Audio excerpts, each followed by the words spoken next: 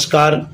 और आप सब ने आज जो एकता दिखाई है ये एक मिसाल है।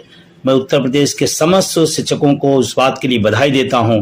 अभूतपूर्व आपने अपना समर्थन दिखाया है और अटेवा लगातार शिक्षकों के हित में खड़ी है।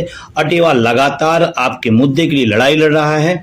आने वाले समय में मैं सभी संगठनों से अपील करता हूं कि ये शिक्षक के एक आम शिक्षक की लड़ाई है। इसमें सभी लोग गुट विभाग पदों की सीमाओं को छोड़ें और एक साथ खड़े होकर के इस दमनकारी इस तानाशाही फैसले के खिलाफ आए। प्रदेश का शिक्षक आज बता दिया कि हम अपने हितों के लिए जागरूक हैं, सचेत हैं। अब शिक्षक कर्मचारी संगठनों की जिम्मेदारी बनती है कि वो इस लड़ाई को और आगे तक ले चले, जिससे इस तानाशाही निर्णय से निजात मिले। और मैं सरकार से निवेदन करना चाहता हूं कि आप शिक्षक को मशीनकृत नहीं मानवीकृत मानने का प्रयास करिए और आप शिक्षक से एक अच्छा स्वस्थ माहौल में आप शिक्षण कार्य करा सकते हैं। इस तरह के तुगलकी फरमान से, तानाशाही फरमान से नहीं होगा। और मैं जानता हूं इस प्रदेश का शिक्षक पूरी तरह से शिक्षा व्यवस्था को और शिक्षार्थियों के लाभ के लिए, उनकी उन्नति के लिए काम करना चाहता है, लेकिन सरकार इस तरह का माहौल नहीं दे पा रही है, इस तरह की व्यवस्था नहीं दे पा रही है। मैं सवाल पैदा करता हूं, जितना टैबलेट पर, जितना अटेंडेंस पर, ऑनलाइन अटेंडेंस जोड़ दिया, का कभी सोचा कि जब किताबें मिलनी चाहिए तो मिल पाती थी? इतना जोर तो कभी नहीं रहा। क्या आपने कभी सोचा कि स्कूलों में शौचालय नहीं है, स्कूलों तक सड़कें नहीं है, स्कूलों पर बिजली नहीं है? क्या इतनी जोर, इतनी तेजी दिखाई गई? शायद नहीं दिखाई गई, क्योंकि इसका लक्ष्य कुछ और है और ये विभिन्न रूपों में अलग अलग जरूर आएगा। लेकिन ये निजीकरण का, जिसका अटेवा लगातार विरोध कर रहा है, ये निजीकरण के अलग अलग रूप हैं। और मैं समस्त साथियों से कहता हूं, निजीकरण के खिलाफ खड़े हुए, अन्यथा आने वाले समय में जिस तरह की निजीकरण के भूत सवार है सरकार को, निश्चित रूप से हमारे जो निम्न और मध्य वर्ग के लोग हैं, जिनका नौकरियां सपना होता था, उस सपने को भी कुचलने का काम करेंगे। तो मैं ज्यादा नहीं इस बात को कहते हुए कि आप सब अपनी अभूतपूर्व एकता बनाए रखिए। ये तानाशाही निर्णय वापस आएगा और सरकार को आज सचेत भी होना चाहिए कि जिस तरह की वीडियो और फोटोज निकले हैं वो चिंतन करें, मंथन करें। हमारी शिक्षक की बहनें किस परिस्थितियों में पहुंच पा रही हैं, तमाम प्रयास के बाद भी स्कूलों तक, और जलाशय बने हुए हैं, स्कूल स्थल जलाशय, उस पर सरकार ने कभी नहीं विचार किया। पहली बार जलाशय नहीं बने, ये लगातार बने हैं।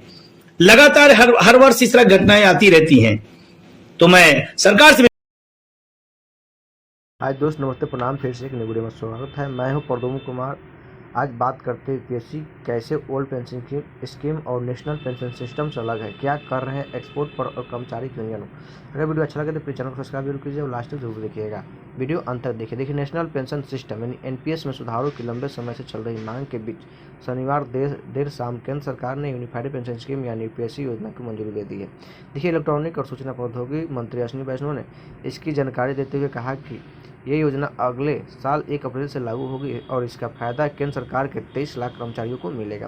देखिए, बीते कुछ साल से सरकारी कर्मचारी ओल्ड पेंशन स्कीम की बहाली की मांग करते रहे और कुछ राज्यों में हुए विधानसभा चुनाव में विपक्षी दलों ने इस मुद्दे भी बनाया है।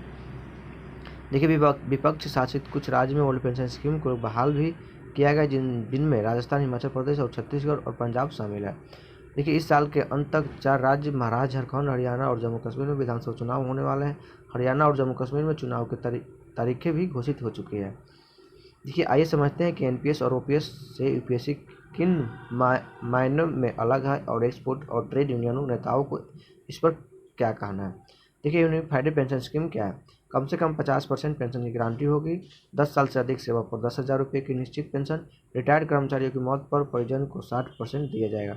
कर्मचारी और फैमिली पेंशन को महंगाई के साथ जोड़ा जाएगा। ग्रेजुएट के अलावा नौकरी छोड़ने पर एक निश्चित रकम दिया जाएगा। देखिए, यूपीएससी एनपीएस से किन मायने में अलग है। जब 2004 में पूर्व प्रधानमंत्री अटल बिहारी वाजपेयी की सरकार ओल्ड पेंशन स्कीम में यूपीएससी की जगह न्यू पेंशन सिस्टम एनपीएस लेकर आई तो इसमें निश्चित पेंशन के प्रावधान को हटा दिया गया। इसके साथ ही इसमें कर्मचारी को अनुसंधान अनिवार्य कर दिया गया। इसमें कर्मचारी और सरकार के लिए समान रूप से 10% अनुसंधान करने का प्रावधान बनाया गया। देखिए, साल 2019 में इसमें सरकारी अनुसंधान को बेसिक सैलरी और डीए का 14% कर दिया गया है। नए प्रावधान के अनुसार रिटायरमेंट के बाद कर्मचारी जो कुल राशि बनाए इसका 60% निकल सकती है, बाकी 40% को सार्वजनिक क्षेत्र के बैंकों यानी वित्तीय संस्थानों और निजी कंपनियों की ओर से प्रमोट किए गए पेंशन फंड मैनेजर्स को विभिन्न स्कीम में लगाना कर्मचारी के लिए अनिवार्य बना दिया गया। देखिए, इन कंपनियों की ओर से पेश की गई स्कीम का न्यूनतम से उच्चतम जोखिम के आधार पर चुनाव किया जा सकता है, लेकिन सरकारी कर्मचारी यूनियनों का कहना है कि जब एनपीएस को लागू किया गया तो इसे ओपीएस से बेहतर बताया गया कि लेकिन 2004 के बाद भर्ती होने वाले जो लोग रिटायर्ड हो रहे हैं उन्हें बहुत मामूली पेंशन मिल रही है। इसके अलावा कर्मचारी को अपना अंशदान भी देना पड़ रहा है, जबकि ओपीएस में पेंशन सरकार की ओर से मुहैया कराई जा गई है। सामाजिक सुरक्षा योजना पूरी तरह से निर्भर थी।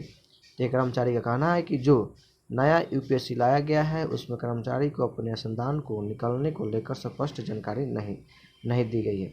देखिए, हालांकि यूपीएससी में ग्रेजुएट के अलावा नौकरी छोड़ने पर एक मुश्त रकम दी जाएगी। इसकी गणना कर्मचारी को हर 6 महीने की सेवा पर मूल वेतन और महंगाई भत्ते के 10वां हिस्से के रूप में मिलेगा। देखिए, यूनिफाइड पेंशन स्कीम और यूपीएससी क्या है जिसे मोदी सरकार ने दी मंजूरी, क्या टूट सकता है आपके रिटायर होने के ख्वाब?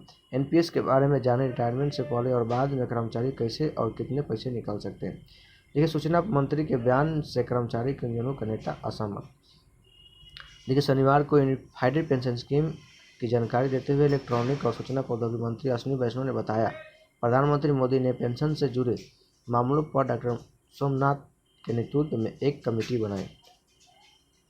उन्होंने कहा कि देश के लेबर संगठनों से बातचीत करने और दुनिया के और देशों में मौजूद सिस्टम के समझने के बाद कमेटी ने यूनिफाइड पेंशन स्कीम की सिफारिश की, जिसे सरकार को मंजूरी दी।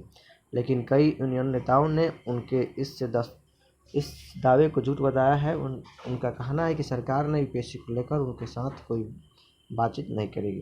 देखिए, national movement for old pension scheme NMOPS के राष्ट्रीय अध्यक्ष विजय कुमार बंधु ने सवाल उठाया कि कमेटी की सिफारिश कब पेश हुई और कब इस पर विमर्श हुआ, ये किसी को पता नहीं। कमेटी की रिपोर्ट क्या है ये भी किसी को पता नहीं। उन्होंने बीबीसी हिंदी से कहा कि सभी जानते हैं कि हम लोग पूरे देश में ओल्ड पेंशन स्कीम की बहाली का आंदोलन चला रहे हैं, लेकिन सरकार ने यूपीएससी लाने से पहले हमसे बात करने उचित नहीं समझा। वे कहते हैं कि मैंने प्रधानमंत्री मोदी को 4 चिट्ठियां लिखी थी, लेकिन किसी का कोई जवाब नहीं मिला। सरकार का दावा है कि यूपीएससी ओपीएससी ऐसे ही ओपीएस को लागू करने में मकसद मिलती है। देखिए, विजय कुमार बंधु ने कहा कि यूपीएससी में कहा गया है कि अंतिम सेवा वर्ष की बेसिक सैलरी की औसत आधा पेंशन के रूप में दिया जाएगा। इसके अलावा एनपीएस के तहत जो कर्मचारी का 10% अंशदान होगा वो नहीं मिलेगी।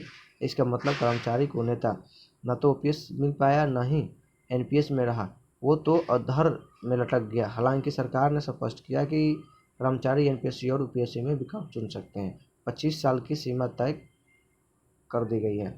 वीडियो कैसा लगा? वीडियो अच्छा लगा तो प्लीज़ चैनल को सब्सक्राइब जरूर कीजिएगा।